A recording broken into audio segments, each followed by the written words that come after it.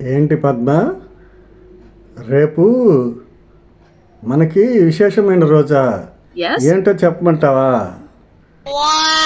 అది ఆ, నాకు గుర్తులేదు పద్మ. Oh. ఏంటి మన పెళ్లి రోజా? అలాంటి రోజు మర్చిపోతే ఎలా అంటావా? ఓవర్ యాక్షన్ చేయకరా, ఆ, ఓవర్ మరి యాక్షన్ చేయకరా. మధురమైన రోజులైతే గుర్తుపెట్టుకోవచ్చు కానీ అలాంటి విషాదకరమైన రోజులు గుర్తుపెట్టుకోవటం మంచిది కాదులే అని చెప్పి నేను గుర్తుపెట్టుకోలేదులే. పెళ్ళి అయిన వాడికి పెళ్ళి కాని వాడికి తేడా ఏమిటో తెలుసా?